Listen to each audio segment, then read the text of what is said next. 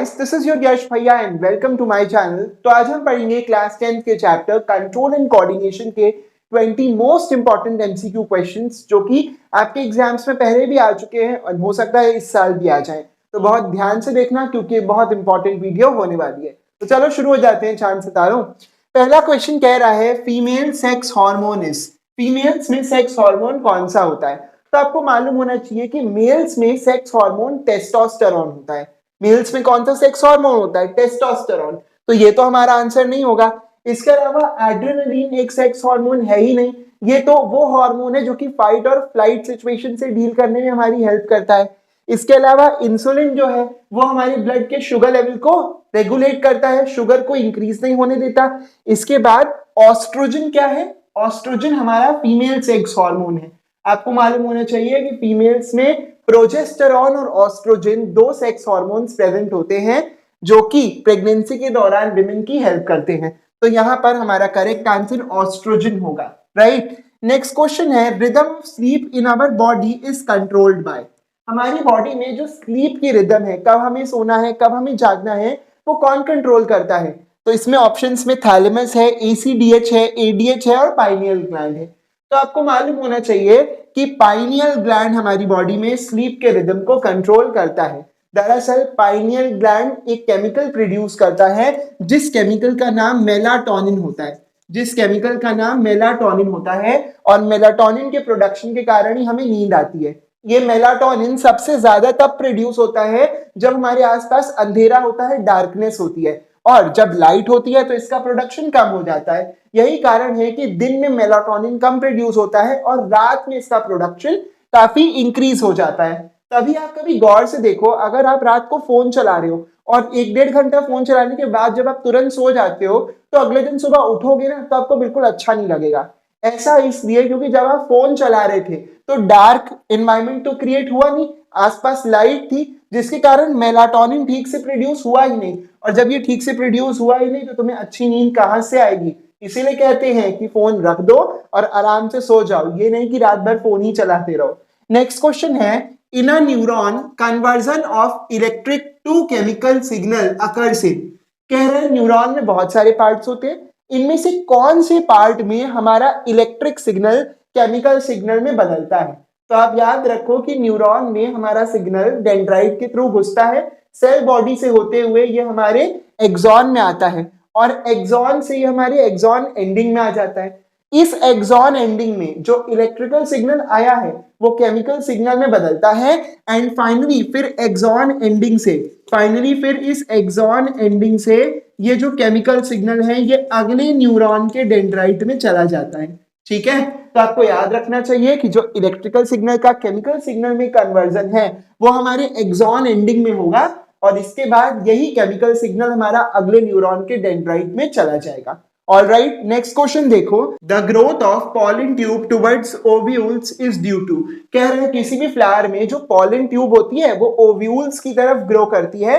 तो क्यों ग्रो करती है? तो चलो डायग्राम से समझते हैं। जैसे मान लो कि ये किसी फ्लावर का स्ट्रक्चर है और फिलहाल यहाँ पर मैं सिर्फ स्टिग्मा बना रहा हूँ। ठीक है, अब यहाँ पर देखो ये जो स्टिग्मा होता है फ्लावर का, ये जो ऊपर वाला पार्ट है इसको क्या बोलते हैं? स्टिग्मा बोलते हैं। तो इस स्टिग्मा से कुछ केमिकल्स प्रोड्यूस होते हैं और इन्हीं केमिकल्स के कारण जो हमारी पॉलन ट्यूब होती है वो इस तरीके से ओव्यूल्स की तरफ ग्रो करती है। ठीक है, तो हमेशा याद रखना कि जब भी हमारे पास कोई फ्लावर है तो उसकी पॉलन ट्यूब ओव्यूल्स की तरफ ग्रो कर रही है तो वो एक केमिकल की वजह से कर रही है और इसीलिए ये केमोट्रोपिज्म का एग्जाम्पल है क्योंकि यहाँ पर मूवमेंट जो है केमिकल के कारण हो रहा है। वहीं पर जब प्लांट का मूवमेंट वाटर के कारण होता है तो हाइड्रोट्रोपिज्म का एग्जाम्पल होता है। वहीं पर जब प्लांट का मूवमेंट लाइट के रिस्पॉन्स में होता है तो फोटोट्रोपिज्म होता है और जब प्लांट का मूवमेंट ग्रेविटी के रिस्पॉन्स में होता है तो जियोट्रोपिज्म का एग्जाम्पल होता है। तो फिलहाल यहाँ पर मूवमेंट हमारा केमिकल के कारण था, इसलिए यहाँ हमारा करेक्ट आंसर केमोट्रोपिज्म था। नेक्स्ट क्वेश्चन है the sense of smell is detected by.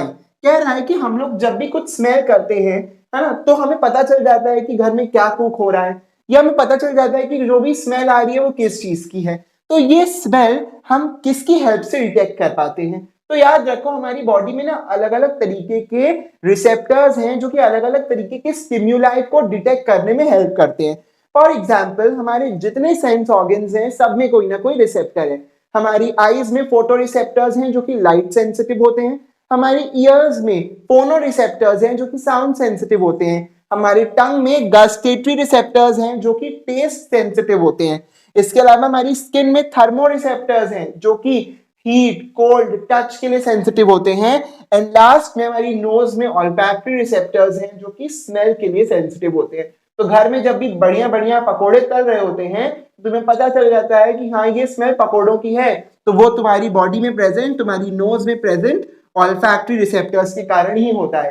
तो यहाँ करेक्ट आंसर क्या होगा? Olfactory receptors. ऑलराइट, चलिए नेक्स्ट क्वेश्चन को देखते हैं। आप देखिए नेक्स्ट क्वेश्चन कह रहा है कि the substance that triggers the fall of mature leaves and fruits from plants is. क्या है प्लांट्स में वो कौन सा सब्सटेंस होता है जो कि मैच्योर लीव्स और फ्रूट्स को फॉल करने में हेल्प करता है? तो समझो यहाँ पर चार ऑप्शंस दिए हैं, ऑक्सिन, साइटोकाइनिन, गिबरलिन और एब्सिसिक एसिड। ये सारे के सारे प्लांट हार्मोन्स या फाइटो हार्मोन्स हैं। तो एक एक करके इनके फंक्शन डिस्कस करते हैं जिससे कि हमें पता चल जाए कि ये ऊपर दिया हुआ फंक्शन किस हार्मोन का है। तो सबसे पहले दिया है ऑक्सिन। ऑक्सिन दरअसल एक ग्रोथ हार्मोन होता है जो कि प्लांट की रूट और शूट की टिप्स पे प्रेजेंट है और ग्रोथ में हेल्प करता है। इसके अलावा ये प्लांट के फोटोट्रॉपिक बिहेवियर को भी कंट्रोल करता है कि लाइट को प्लांट किस तरीके से रिस्पॉन्ड करेगा। ठीक, दूसरा आता है साइटोकाइनिन और तीसरा है गिबरलिन। इन दोनों के फंक्शंस लगभग मिलते जुलते हैं। ये क्या करते हैं? ये सेल एनलार्जमेंट में हेल्प करते हैं, सेल को बड़ा करने में हेल्प करते हैं, ये सेल डिवीजन में भी हेल्प करते हैं, एंड ये प्लांट की सीड डोरमेंसी को ब्रेक करते हैं, है ना। तो ये भी दोनों जो एक तरीके से ग्रोथ हार्मोन्स ही हैं। लास्ट एक दिया है एब्सिसिक एसिड। एब्सिसिक एसिड जो है वो ग्रोथ को स्लो डाउन करता है, ग्रोथ को रोकता है प्लांट्स में। इसके साथ साथ ये प्लांट्स में विल्टिंग में हेल्प करता है। भाई जो लीव्स मैच्योर हो जाती हैं वो प्लांट से अलग होना चाहती हैं, ठीक है, इसी प्रोसेस को विल्टिंग बोलते हैं और विल्टिंग ऑफ लीव्स में हमारा एब्सिसिक एसिड हेल्प करता है। तो ऊपर क्वेश्चन भी तो यही दिया हुआ है कि वो कौन सा हार्मोन है जो कि मैच्योर फ्रूट्स और लीव्स को फॉल ऑफ करने में हेल्प करता है। तो आंसर इसका हो जाएगा एब्सिसिक एसिड। ठीक, इसी से मिलता जुलता देखो एक क्वेश्चन यहां पर भी है, कह रहा है artificial ripening of fruits is carried out by, है ना, कि फ्रूट्स में आर्टिफिशियल राइपनिंग कैसे होती है। तो आपको मालूम है कि ऑक्सिन, गिबरलिन और एब्सिसिक एसिड के फंक्शन अभी मैंने आपको बताए, ऐसा कोई फंक्शन तो था नहीं इन तीनों का। बचा कौन? इथाइलिन। तो यहाँ पर इथाइलिन ही करेक्ट आंसर है। इथाइलिन भी एक प्लांट हार्मोन है। इथाइलिन गैसियस हार्मोन होता है, ये भी प्लांट्स में ग्रोथ को स्लो डाउन करता है। ठीक, और इसके अलावा ये प्लांट्स में जो फ्रूट्स हैं, है ना, उनकी राइपनिंग में हेल्प करता है। ऑलराइट, तो यहाँ हमारा करेक्ट आंसर होगा इथाइलिन। कई बार बच्चे क्या करते हैं, सोचते हैं प्लांट हार्मोन से क्या ही पूछेंगे, इसको स्किप मार देते हैं। देखो इस तरीके से एमसीक्यू में भी पूछ सकता है और फंक्शंस भी पूछ सकता है आपके एग्जाम में। इसके बाद नेक्स्ट क्वेश्चन है, the hormone which increases fertility in males is. वो कौन सा हार्मोन है जो मेल्स में फर्टिलिटी को इंक्रीज करता है? अब फर्टिलिटी इंक्रीज करने से मतलब क्या है? फर्टिलिटी इंक्रीज करने से मतलब है कि मेल की बॉडी में हेल्दी स्पर्म्स प्रोड्यूस हो जो कि एग के साथ फर्टिलाइज करे, जिसका रिजल्ट प्रेगनेंसी हो जाए, है ना। तभी हम कहेंगे कि मेल्स में फर्टिलिटी इंक्रीज हो रही है जब उनमें बढ़िया हेल्दी स्पर्म्स प्रोड्यूस होंगे। तो भाई ये काम कौन सा हार्मोन करेगा? ये काम स्पर्म्स प्रोड्यूस करने का है, तो ये मेल्स में प्रेजेंट सेक्स हार्मोन ही करेगा, और मेल्स में प्रेजेंट सेक्स हार्मोन टेस्टोस्टेरोन होता है। ठीक है, इसके अलावा आप जानते हो ग्रोथ हार्मोन तो हमारा ग्रोथ में हेल्प करता है, बाइल जूस जो है वो हमारा एमल्सिफिकेशन ऑफ फैट्स में हेल्प करता है, एंड लास्ट ऑस्ट्रोजन हमारा फीमेल्स में सेक्स हार्मोन होता है, राइट। इसके बाद देखिए नेक्स्ट क्वेश्चन है, the junction between two neurons is called. दो न्यूरॉन्स के बीच का जंक्शन क्या कहलाता है? आपको मालूम है कि एक न्यूरॉन जब खत्म होता है और दूसरा न्यूरॉन जब स्टार्ट होता है तो उनके बीच में थोड़ा सा गैप होता है, और जहां पर ये दोनों मिलते हैं उस पॉइंट को जंक्शन बोलते हैं, और वो जंक्शन और कुछ नहीं बल्कि साइनैप्स ही कहलाता है। तो दो न्यूरॉन्स के बीच का जंक्शन के नाम क्या होगा? साइनैप्स होगा। ऑलराइट, अब चलिए नेक्स्ट क्वेश्चन को देखते हैं। अब देखिए नेक्स्ट क्वेश्चन कह रहा है कि involuntary actions in the body are controlled by. Body में इनवॉलेंट्री एक्शंस को कौन कंट्रोल करता है? तो पहली बात तो ये आती है कि इनवॉलेंट्री एक्शंस कौन सी नहीं बला है। तो देखो ऐसे एक्शंस जो कि हमारे कंट्रोल में नहीं होते हैं, जिन पर हमारा बस नहीं चलता है, उन्हें हम इनवॉलेंट्री एक्शंस बोलते हैं। फॉर एग्जांपल ब्रीदिंग, क्या हम खुद अपना ब्रीदिंग रेट कंट्रोल कर रहे हैं? For example pulse rate, for example heart beat, for example food को स्वॉलो करना, ये सारे के सारे इनवॉलेंट्री एक्शंस हैं जो कि अपने आप हो जाते हैं, राइट। तो अब यहाँ पर देखो इनवॉलेंट्री एक्शन ब्रेन का कौन सा पार्ट कंट्रोल करेगा, तो देखो चारों ही ऑप्शंस में मेड्यूला है, यानी कि ये बात तो पता चल गई कि मेड्यूला ही है जो कि इनवॉलेंट्री एक्शंस को कंट्रोल करने वाला है। लेकिन मेड्यूला फोर ब्रेन का पार्ट है, हिंड ब्रेन का है, मिड ब्रेन का है या स्पाइनल कॉर्ड का है। तो याद करो मैंने आपको बताया था हमारे ब्रेन में तीन पार्ट्स होते हैं, पहला होता है हमारा फोर ब्रेन, दूसरा होता है हमारा मिड ब्रेन, तीसरा होता है हिंड ब्रेन। जो हमारा फोर ब्रेन होता है ये तीन हिस्सों में बटा होता है ना, ऑल्फैक्टरी लोब्स, डेंसेफेलन और सेरिब्रम। जो हमारा मिड ब्रेन है इसमें ऑप्टिक लोब्स होते हैं जो कि हमें देखने में हेल्प करते हैं। इसके अलावा जो हिंड ब्रेन होता है इसमें भी तीन पार्ट्स होते हैं, कौन कौन से, मेड्यूला होता है, सेरिबेलम होता है और पॉन्स होते हैं। तो किसमें आया मेड्यूला, मेड्यूला आया हमारे हिंड ब्रेन में।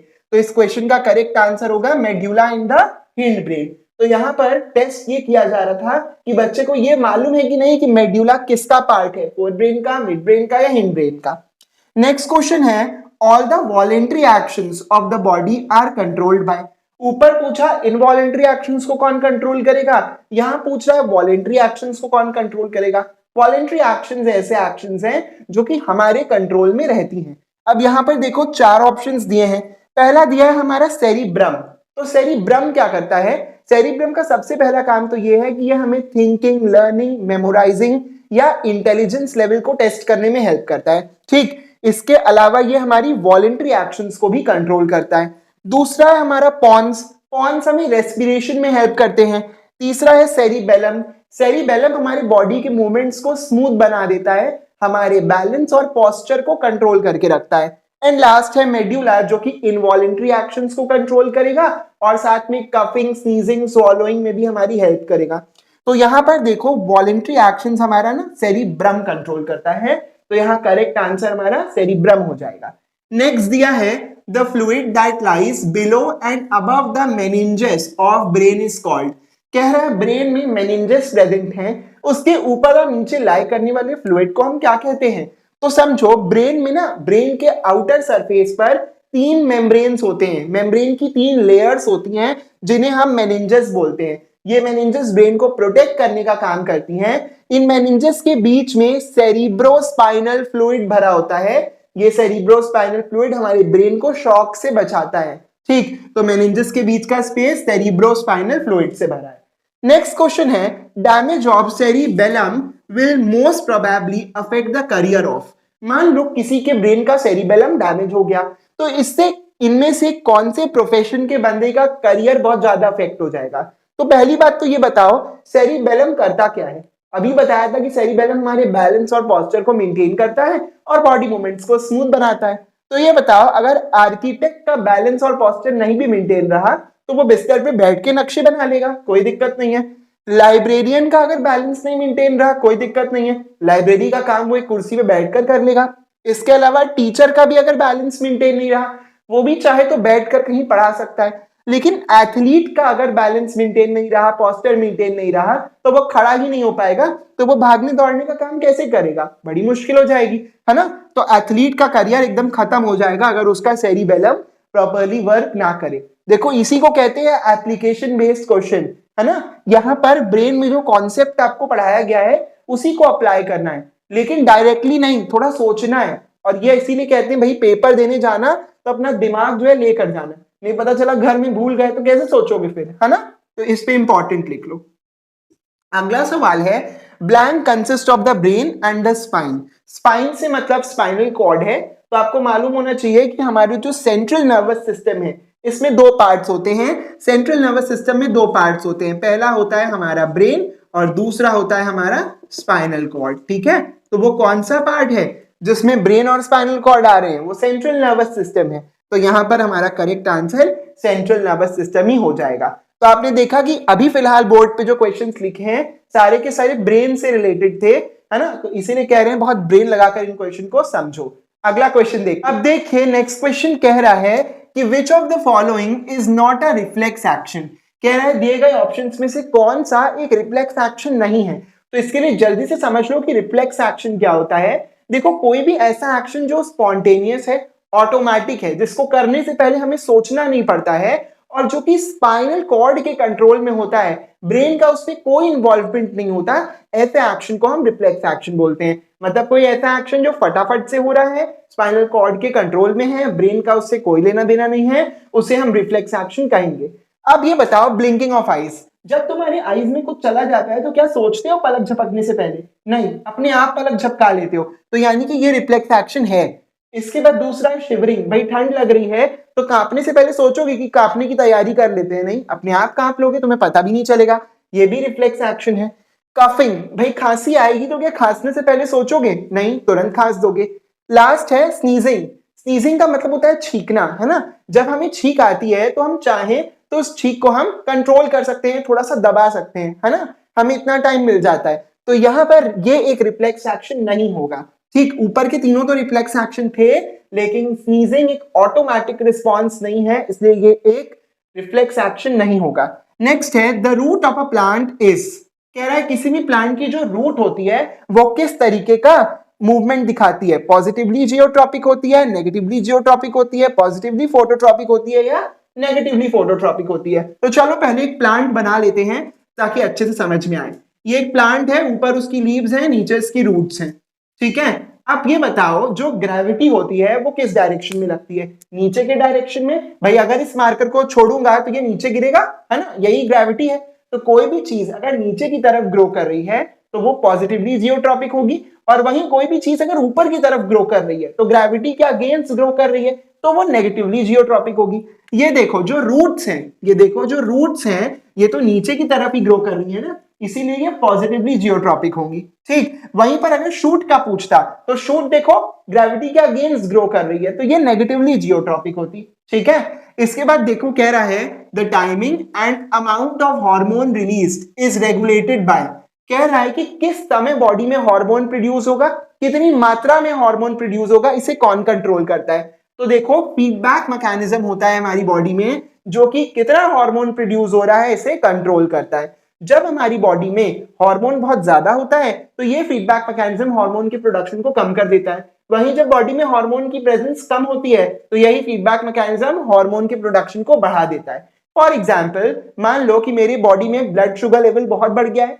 तो फिर मेरी पैनक्रियाज ज्यादा इंसुलिन प्रोड्यूस करेंगे, और जब शुगर लेवल मेंटेन हो जाएगा तो मेरे पैनक्रियाज इंसुलिन के प्रोडक्शन को ऑटोमेटिकली कम कर देंगे, है ना। तो हार्मोन कितनी मात्रा में प्रोड्यूस होगा, कब प्रोड्यूस होगा, ये फीडबैक मैकेनिज्म कंट्रोल करता है। नेक्स्ट क्वेश्चन है हमारा, if there is deficiency of growth hormone the child becomes, कह रहा है अगर किसी की बॉडी में, कोई बच्चा है उसकी बॉडी में ग्रोथ हार्मोन अच्छे से प्रोड्यूस नहीं हो रहा है तो बच्चा कैसा होगा? एक बार बताओ, अगर ग्रोथ हार्मोन प्रोड्यूस नहीं होगा तो बच्चे में ग्रोथ नहीं होगी, और जब बच्चे में ग्रोथ नहीं होगी तो बच्चा लंबा नहीं हो पाएगा, छोटा ही रह जाएगा, बौना रह जाएगा।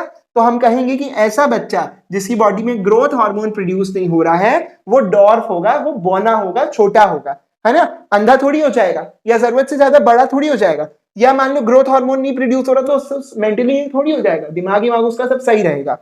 नेक्स्ट क्वेश्चन है, which endocrine gland does not exist in pairs, 4 endocrine glands दिए हैं, कह रहा है इनमें से कौन सा ग्लैंड है जो पेयर्स में एग्जिस्ट नहीं करता है ना। तो टेस्टिस तो देखो नाम में ही एस लगा है ना, यानी ये पेयर्स में एग्जिस्ट करेगा। ओवरीज भी पेयर्स में ही होते हैं। इसके अलावा एड्रिनल ग्लैंड भी पेयर में होता है, हमारी दोनों किडनी के ऊपर होता है एक एक, तो पेयर में हुआ ना।